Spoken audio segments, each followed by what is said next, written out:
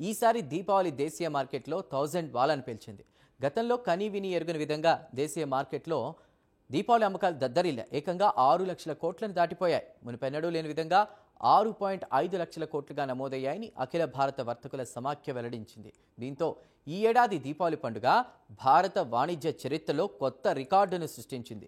ఇందులో 5.40 లక్షల కోట్లు వస్తు రూపంలో ఉంటే 65,000 కోట్లు సేవల రూపేణా జరిగాయి. దేశవ్యాప్తంగా అన్ని రాష్ట్రాల రాజధాని నగరాలు సహా 60 ద్వితీయ, తృతీయ శ్రేణి ప్రధాన నగరాలు, పట్టణాల్లో తమ రీసెర్చ్ విభాగం చేపట్టిన సర్వే ఆధారంగా ఈ లెక్కల్ని సిఏఐటి వెల్లడించింది. గత ఏడాది దీపావళి విక్రయాలు దాదాపు 4.25 లక్షల కోట్లుగా ఉంటే దీపావళి సమయంలో ఇది ఇప్పటివరకు జరిగినటువంటి అత్యధిక అమ్మకాలుగా చెప్తున్నారు. సాధారణంగా ప్రజలు దీపావళి సమయంలో వస్తువులను కొనుగోలు చేస్తారు. కానీ ఈ సంవత్సరం ప్రజలు ఎక్కువగా భారతీయ ఉత్పత్తులను ఎంచుకోవడంతో దేశీయ మార్కెట్ దద్దరిల్లిపోయింది.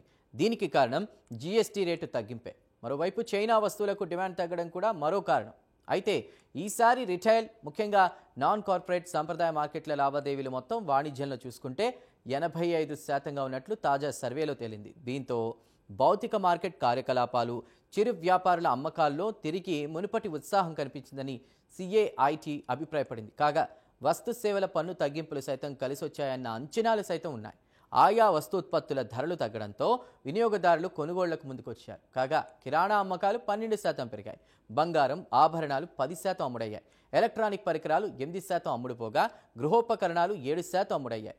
దుస్తులు, బహుమతి వస్తువులు అమ్మకాల్లో 7% వాటాను కలిగున్నాయి. గృహోపకరణాలు, ఫర్నిచర్ అమ్మకాలు ఒక్కొక్కటి 5% పెరిగాయి. స్వీట్లు 5% అమ్ముడయ్యాయి. ఇతర ఉత్పత్తులు 19% అమ్ముడయ్యాయి. ఇక అటు ప్యాకేజింగ్, లాజిస్టిక్, పర్యాటకం, వసతి, మానవ వనరుల నిర్వహణ, ఈవెంట్ నిర్వహణ వంటి సేవా రంగాల ద్వారా కోట్ల వ్యాపారం జరిగింది. నిత్యావసర వస్తువులు, పాదరక్షలు, గృహోపకరణాలు, మన్నికైన వస్తువులపై జీఎస్టీ తగ్గింపు వినియోగదారుల కొనుగోలు శక్తిని ప్రత్యక్షంగా పెంచింది. జీఎస్టీ రేట్ల తగ్గింపు కారణంగా అమ్మకాలు పెరిగాయని దాదాపు 72% మంది వ్యాపారులు తెలిపారు. తక్కువ ధరలకు మరిన్ని వస్తువులను కొనుగోలు చేయడానికి ప్రజలు సిద్ధంగా ఉన్నారని ఇది స్పష్టం చేసింది. చలికాలం, పెళ్లిళ్ల సీజన్, రాబోయే పండుగల దృష్ట్యా కూడా జనవరి మధ్య దాకా మార్కెట్లో ఈ జోష్ కనిపించే అవకాశాలున్నాయి. ఇక ఇదిలా ఉంటే ప్రధాని నరేంద్ర మోదీ పిలుపు ప్రజలపై భారీగా ప్రభావాన్ని చూపింది. ఫలితంగా 87% మంది వినియోగదారులు భారతదేశంలో తయారైన ఉత్పత్తులను కొనుగోలు చేశారు. దీని కారణంగా చైనా ఉత్పత్తులకు డిమాండ్ గణనీయంగా తగ్గింది. భారతదేశంలో తయారైన ఉత్పత్తుల అమ్మకాలు గత సంవత్సరంతో పోలిస్తే 25% పెరిగాయి. గత సంవత్సరం దాదాపు 4.25 లక్షల కోట్లుగా ఉన్న అమ్మకాలు ఈ సంవత్సరం 6.05 లక్షల కోట్లకు పెరిగాయి. ఇందులో చిన్న వ్యాపారులు 85% వాణిజ్యాన్ని కలిగి ఉన్నారు. ఇది భారతదేశంలోని చిన్న వ్యాపారుల స్టెబిలిటీని చూపిస్తోంది. మరోవైపు భారతీయుల కొనుగోలు శక్తిని కూడా దీపావళి అమ్మకాలు బహిర్గతం చేశాయి.